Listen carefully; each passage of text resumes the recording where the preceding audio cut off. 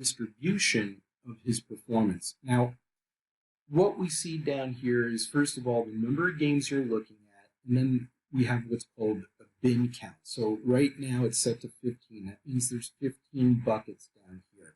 So let me explain what we're looking at.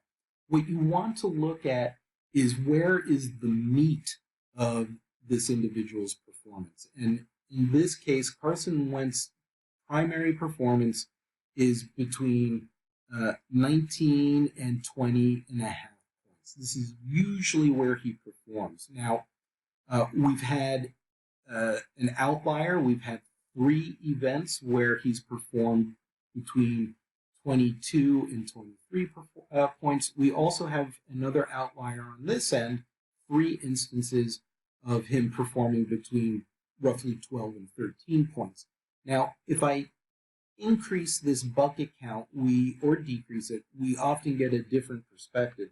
So let me bump, again, you more clearly see where the meat of the performance is, and you have greater resolution into what would be expected. We can go down to 10 buckets, and here, this is even more helpful, right? So in general, you're going to expect Carson Wentz to perform between roughly 16 points and 23 points when he's out on the field. Again, you can look at points per salary, for example.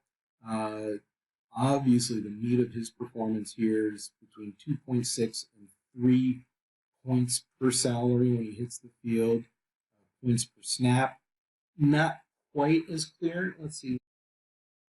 Okay, it's a little more clear now. So again, points per snap, you're going to look at between 1/3 of a point and not a lot of discrepancy here, up to a little bit more. So 0.3 DFS points to 0.35 DFS points per snap.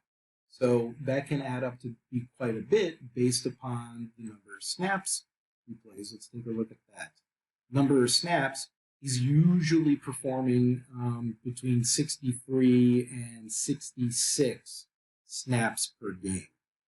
So, and then just out of curiosity, ownership, we have quite a bit of outliers here. In fact, if we added these up, I'm not sure, and they probably would not exceed this, but typically his performance is between 82% ownership and 87% ownership. Let's change the bucket count again. Let's take a look at 50. Again, that provides a little more information. The meat of his performance is right in this area. Again, if we're looking at just the last 10 games, okay, it's not that meaningful, but we do have 5 instances of Carson Wentz performing in the area of 95-96% ownership, where here we're dropping down. We have an instance of 85% ownership, 87% ownership. That is distribution. Okay, that's perhaps even a more clear projection of what we're seeing. Let's take it back. Okay, I think that's where we started. So 20 instances of 80 to 96% ownership.